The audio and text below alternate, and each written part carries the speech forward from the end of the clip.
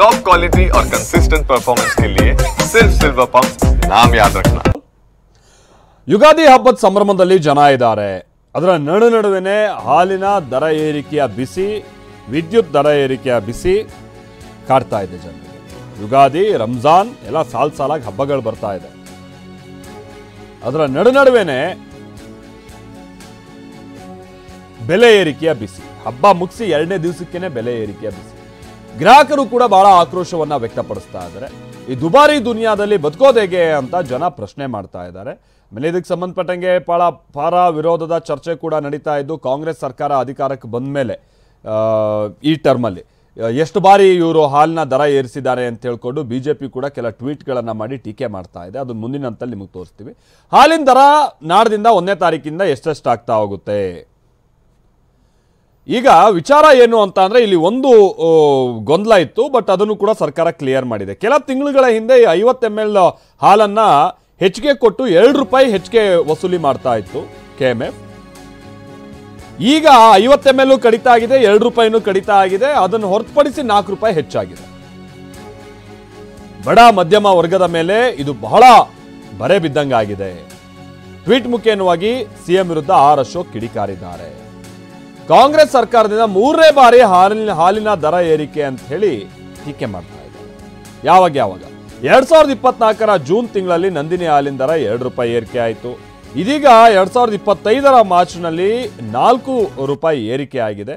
ಹೀಗೆ ಒಟ್ಟು 20 ತಿಂಗಳಲ್ಲಿ ನಂದಿನಿ ಹಾಲಿನ ದರ ಒಟ್ಟು 9 ರೂಪಾಯಿ ಏರಿಕೆ ಆಗಿದೆ. ಬಡವರ ಮೇಲೆ ಕನಿಕರ ಇದ್ರೆ ಈ ಆದೇಶವನ್ನು ಹಿಂಪಡಿರಿ. ಅನಿವಾರ್ಯವಾದರೆ 4 ರೂಪಾಯಿ ಹಣ ಇದೆ, ಅದು ನೇರವಾಗಿ ಹಾಲು ಉತ್ಪಾದಕರ ಕೈ ಸೇರಲಿ.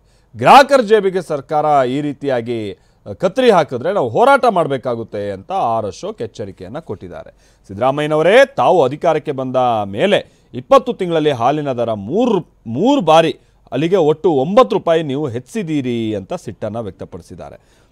2023ರ ಆಗಸ್ಟ್ನಲ್ಲಿ 3 ರೂಪಾಯಿ, 2024ರ ಜೂನ್ನಲ್ಲಿ 2 ರೂಪಾಯಿ, ಈಗ ಮತ್ತೊಮ್ಮೆ ಏಕಾಏಕಿ 4 ರೂಪಾಯಿ ಹೆಚ್ಚಾಗಿದೆ ಅಂತ ಅವರು ದೂರಿದ್ದಾರೆ. ಬಡವರು, ಮಧ್ಯಮ ವರ್ಗದ ಜನ ಗಗನಕ್ಕೇರಿರುವ ದಿನಬಳಕೆ ವಸ್ತುಗಳ ಬೆಲೆಯಿಂದ ಕಂಗಾಲಾಗಿದ್ದಾರೆ. ಈಗ ಹಾಲಿನ ದರ ಏರಿಸಿ ಮತ್ತೆ ಬಡವರ ಗಾಯದ ಮೇಲೆ ಬರೆ ಎಳೆದಿದ್ದೀರಾ ಅಂತ ಆರ್ ಅಶೋಕ್ ಅವರು ಟೀಕೆ ಮಾಡಿದ್ದಾರೆ. ಅಲ್ಲಿಗೆ ಅಶೋಕ್ ಅವ್ರು ಹೇಳೋ ಪ್ರಕಾರವಾಗಿ 9 ರೂಪಾಯಿ, ಬಟ್ ಈಗ ಹಳೆ 2 ರೂಪಾಯಿ ಈಗ ಕಳೆದ ಮಾರ್ಚ್ ತಿಂಗಳದ್ದು ವಾಪಸ್ ತೆಗೆದುಕೊಂಡಿರುವಂಥ ಪ್ರಕಾರವಾಗಿ ನೋಡಿದ್ರೆ ಬಹುಶಃ 7 ರೂಪಾಯಿ ಏರಿಕೆ ಮಾಡ್ದಂಗೆ ಆಗುತ್ತೆ ಅಂತ ಕಾಣಿಸುತ್ತೆ. ಏನೇ ಅಂದರೂ ಇದು ಗ್ರಾಹಕರಿಗೆ ಭಾಳ ಹೊರೆನೆ. ಆಮೇಲೆ ಇದು ರೈತರಿಗಾದರೂ ಸರಿಯಾಗಿ ಹೋಗುತ್ತಾ ಅದಿರುವಂಥದ್ದು ಪ್ರಶ್ನೆ. ಯಾಕಂದರೆ ತೀರಾ ಮೊನ್ನೆ ಈ ಚಿಕ್ಕಬಳ್ಳಾಪುರ ಆಮೇಲೆ ಈ ಚಾಮರಾಜನಗರದ ಭಾಗದಲ್ಲೆಲ್ಲ ಈ ಹೈನುಗಾರಿಕೆಯಲ್ಲಿ ನಿರತರಾಗಿರುವಂಥ ರೈತರು ಇವರೇನು ನಮಗೆ ಹೆಚ್ಚುವರಿ ಹಣ ಹಾಕ್ತೀವಿ ಅಂತ ಅಂದಿದ್ರು, ಅದನ್ನು ಹಾಕಿಲ್ಲ, ಪ್ರೋತ್ಸಾಹಧನ ಅಂತೂ ದೂರದ ಮಾತಾಗಿದೆ ಅಂತೇಳಿ ಭಾಳ ಆಕ್ರೋಶ ವ್ಯಕ್ತಪಡಿಸಿದ್ರು. ಹಾಗಾಗಿ ಇದೇನಿದು ರಾಮನ ಲೆಕ್ಕ ಕೃಷ್ಣನ ಲೆಕ್ಕ ಅನ್ನುವಂಥದ್ದು ಒಂದು ಗುಮಾನಿ ಕೂಡ ಜನರಲ್ಲಿ ವ್ಯಕ್ತ ಆಗ್ತಾ ಇದೆ. ಬಹಳ ಜನ ಇದಕ್ಕೆ ಸಂಬಂಧಪಟ್ಟಾಗೆ ತಮ್ಮ ಅಭಿಪ್ರಾಯ ವ್ಯಕ್ತಪಡಿಸಿದ್ದಾರೆ. ಎಲ್ಲೆಲ್ಲಿ ಯಾರ್ಯಾರು ಯಾವ್ಯಾವ ರೀತಿಯಾಗಿ ತಮ್ಮ ಅಭಿಪ್ರಾಯ ವ್ಯಕ್ತಪಡಿಸಿದರೆ ಬನ್ನಿ ಕೇಳ್ತೋಣ. 55 ರೂಪಾಯಿ ಹಾಲು ಮಾಡಿಬಿಟ್ರೆ ಅದು 1 ಲೀಟ್ರ್ ಹಾಲಿಗೆ ಅಷ್ಟು ಕೊಟ್ಬಿಟ್ರೆ ಅವನು ಬದುಕೋದು ಹೆಂಗೆ? ಅವನು ನೀವು ಯಾರಿಗೋಸ್ಕರ ಮಾಡ್ತಾ ಇದ್ರಿ ಗೊತ್ತಾಯ್ತಲ್ಲ. ಕೇಳಿದ್ರೆ ಹೇಳ್ತೀವಿ ನಾವು ಬಡವ್ರ ಪರ ಇದ್ದೀವಿ ಅಂತ. ರೈತರಿಗೆ ನೀವು ಕೊಡೋದು 2 ರೂಪಾಯಿ. ನೀವು ಅದನ್ನೇ ನೀವು ಆ ಹಾಲಿನ ಗ್ಯಾರಂಟಿ ಅಂತ ಒಂದು ಕೊಡಿ, ಹಾಲಿಗೆ ನೀವು ಸರ್ಕಾರದಿಂದ ಕೊಡಿ. ನೀವು ಮಧ್ಯವರ್ತಿಗಳಿಗೆ ಯಾಕೆ ಹಿಂಸೆ ಕೊಡ್ತೀರಾ? ಯಾಕೆ ದರ ಏರಿಕೆ ಮಾಡ್ತೀರಾ? ಇಂಥದ್ದು ಆಹಾರ ಮುಖ್ಯ, ಹಾಲು ಮನುಷ್ಯನಿಗೆ ಹಾಲು ಮುಖ್ಯ. ಹಾಲು ಇದರಿಂದ ಆರೋಗ್ಯ. ನೀವು ಆರೋಗ್ಯ ಭಾಗ್ಯನೇ ಸರಿಯಾಗಿ ಕೊಡ್ತಾ ಇಲ್ವಲ್ಲ. ಆರೋಗ್ಯ ಭಾಗ್ಯ ಕೊಟ್ಟ ಮೇಲೆ ಇಲ್ಲ ಅಂದರೆ ನಿಮ್ಮ ಗ್ಯಾರಂಟಿ ಕಡೆ ನಮಗೇನಾಗಬೇಕಾಯ್ತು? ರೈತರು ಕೊಡ್ಬಿಡಿ ಅಂತ ಕೇಳ್ತಾ ಇಲ್ಲ. ಆದರೆ ಮಧ್ಯವರ್ಗ ಜನ, ಬಡ ಜನ ಎಲ್ಲೋಗ್ಬೇಕು. ನಾವು ಹೆಂಗೆ ಯಾವ ರೀತಿ ಜೀವನ ಮಾಡಬೇಕು ಅದನ್ನು ಸ್ವಲ್ಪ ಯೋಚನೆ ಮಾಡಬೇಕು. ನೀವು ದಯವಿಟ್ಟು ನಾವು ಮುಖ್ಯಮಂತ್ರಿಯವ್ರಿಗೆ ಹೇಳ್ತಾ ಇದ್ದೀನಿ, ತಮ್ಮ ಸರ್ಕಾರ ಬಂದ ಮೇಲೆ ಇವತ್ತು ಏನಾಗಿದೆ ಅಂದರೆ ನಾವೆಲ್ಲ ಭಾಳ ನಿರೀಕ್ಷೆ ಇಟ್ಟಿದ್ದು, ಏನೋ ಒಂದು ಆಗತ್ತೆ ಅಂತ. ನಿಮ್ಮ ಗ್ಯಾರಂಟಿ ನೋಡ್ಬಿಟ್ಟು ಪರವಾಗಿಲ್ಲ ಬಡವರು ಬದುಕ್ತಿದ್ದಾರೆ ಅಂತಿದ್ದು. ಅಲ್ಲಿ ಏನಾಗುತ್ತೆ ಅಂದರೆ ಕೆಲವು ಕಡೆ ಜಾಸ್ತಿ ಮಾಡ್ತಾರೆ, ಕೆಲವು ಕಡೆ ಕಮ್ಮಿ ಮಾಡ್ತಾಯಿದ್ದೀರಿ. ಆ ಥರ ಆಗ್ತಾಯಿದೆ. ನೀವು ಯಾವುದೋ ಹಾಲು ಜಾಸ್ತಿ ಮಾಡೋಗ್ಬಿಟ್ಟು ನೀವು ಹಾಲು ಜಾಸ್ತಿ ಮಾಡ್ತಾ ಇದ್ದೀರಾ ಅಂದರೆ ಇದು ಒಂಥರ ಪರಮಾವಧಿಯ ಮೂರ್ಖತನ ಅಂತಾರೆ. ಅದಕ್ಕೆ ದಯವಿಟ್ಟು ಈ ಹಾಲಿನ ದರನ ಇಳಿಸ್ಬೇಕು ಅಂತ ನಾನು ಕೇಳ್ಕೊತಾ ಇದ್ದೀನಿ. ಅಕಸ್ಮಾತ್ ನೀವು ಹಾಲಿನ ದರ ಜಾಸ್ತಿ ಮಾಡಿದ್ರೆ ಜನ ದಂಗೆ ಹೇಳ್ಬೇಕಾಗತ್ತೆ. ಅದು ಮೊದಲಿಂದನೂ ಕೂಡ ಜಾಸ್ತಿ ಮಾಡಿ ರೈತರಿಗೆ ಕೊಡ್ತೀವಿ ಅಂತ ಮೊದಲು ಸುಳ್ಳು ಹೇಳಿ ಮಾಡಿದ್ರು, ರೈತರಿಗೆ ಬಂದಿಲ್ಲ.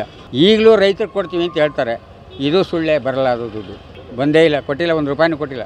ಹಾಲಿನಿಂದ ಪ್ರತಿಯೊಂದು ಒಂದು ಬದುಕು ಕಮ್ಮಿ ಅದ ಅನ್ಬೇಡಿ, ಎಲ್ಲ ಜಾಸ್ತಿ ಆಗಿದೆ. ಇನ್ನೇನು ಕೊಡೋದು ಇವರು? ಮಾಡ್ತೀವಿ ಅಂತಾರೆ.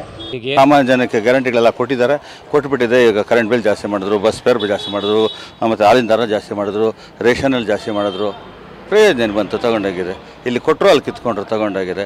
ಮತ್ತು ಇನ್ನೊಂದು ಚಾಪಾಕಾಗದ 220 ರೂಪಾಯಿ 120 ರೂಪಾಯಿ ಮಾಡಾಕಿದ್ರು. ಸಾಮಾನ್ಯ ಜನ ಬದುಕೋದು ಕಷ್ಟ ಆಗಿದೆ. ಇವಾಗ ಕಾಫಿ ಟೀ ಎಲ್ಲ ಜಾಸ್ತಿ ಆಗುತ್ತೆ. ಈಗಲೇ ಕುಡಿಯೋಕ್ಕಾಗ್ತಾ ಇಲ್ಲ. ಮೊದಲು 10 ರೂಪಾಯಿ ಇದ್ದಿದ್ದು ಕಾಫಿ ಇವತ್ತು 20 ರೂಪಾಯಿಗೆ ಬಂದು 15 ರೂಪಾಯಿ ಬಂದಿದೆ. 15 ಇರೋದು 20 ಆಗುತ್ತೆ. ಹಾಲಿನ ಬೇರೆ ಕಡಿಮೆ ಮಾಡಬೇಕು, ರೈತರನ್ನ ಉದ್ಧಾರ ಮಾಡಬೇಕು, ದೇಶನ ಉದ್ಧಾರ ಮಾಡಬೇಕು.